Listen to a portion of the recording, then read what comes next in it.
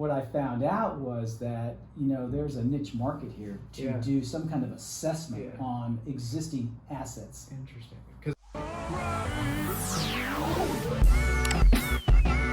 Testing the rest of this pipe in the system in general.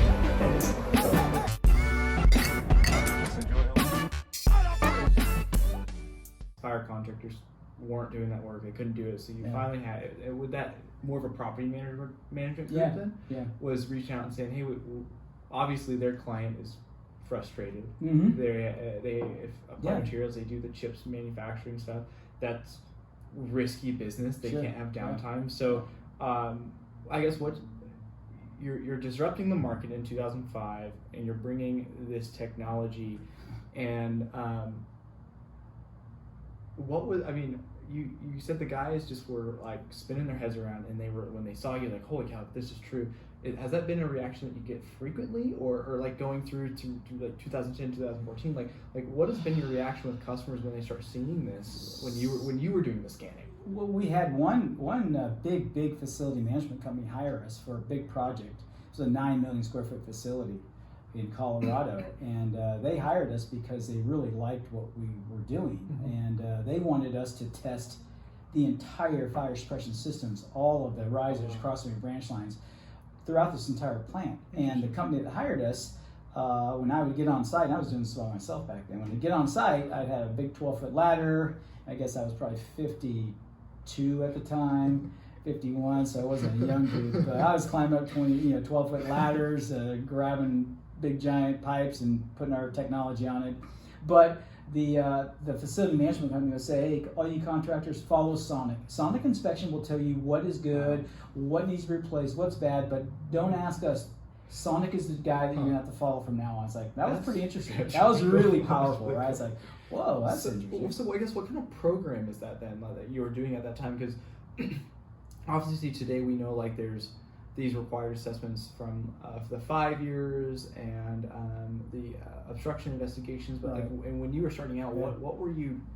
Because I guess it would fall under the obstruction investigation, but what were you doing at that time? We were testing the integrity of the system. They wanted to know how much of this system is good, of this asset. Can we keep this in place, or do we have to get rid of it? And they were using our test points and our technology to verify whether they're going to take this out or not. Though that data that they got was their property. They could then give that to the contractors and say, they can give it to 10 contractors and say, bid on this. So it was really interesting because the tables turned for the end users. They now had data that was really valuable to dictate to the contractors what we want to do.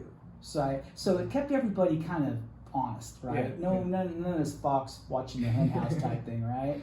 So that was very interesting. So when I look back on all that, that was an asset lifecycle management program I had put together. And some of these reports were 1,700 pages. I mean, they were huge reports, right? And I was doing those by myself, but it was interesting because we started to get traction. Right? We started to get people, interested and like, wow, can you come out and scan this? So we weren't doing 5-year assessments. We weren't doing OIs. We were doing full system scans. That was 99.9% of my business. And by full system scans, is that different than just like a single floor system, or are you talking about the whole building? A whole building. If they had 50 systems, I was doing, like, we'd get into these big distribution centers, and they were 1.5 million square feet. And they go, we want all the risers, branch lines, and cross mains tested. So you get yourself on one of those chairlifts and you go all day long and you're rocking all day long, 8 hours a day, 2 weeks at a time. Sea legs. You get home, you take a shower, you feel like you're in the middle of the ocean. So we were doing asset lifecycle management, but we didn't call it. We just call it full assessments, right? Yeah. So what was obviously your customers, they saw the value of it. What was the intrigue for them? Because today, from my experience, there's people interested in that, but it's I just want to do what's minimally required for my fire sprinkler system because it's an expense. So what have you noticed in your 17 plus years of business doing this? Why has asset management been such a key role at Sonic and from the development? It brings up an interesting question because the GHG emissions now, which is the greenhouse gas emissions, sustainability seems to be coming, it's pretty strong. People have jumped on that and they really want to look after, what are we going to do with our carbon footprint? So when we look back on this, I look back and it's a way to keep these systems in place longer, because in the thousands and thousands and thousands of test points that we have collected over almost 18 years, we've never found a whole system that was bad. So I don't really understand today why people are replacing their whole systems. I don't understand it. If they don't go out and allocate 1 or 2% of the cost to do a thorough investigation and map it, they're really wasting their money, because I'm telling you, the facts are the facts. They're not all bad. There's not one that's bad. The worst one I found was 71% obstructed. Now let's dive into that. Of that 71%, none of the walls were below 5% or 10% of wall loss. Okay. So they were all really good piping. So they had a choice to do different kinds of pneumatic flushes or just a plain flush and salvage that.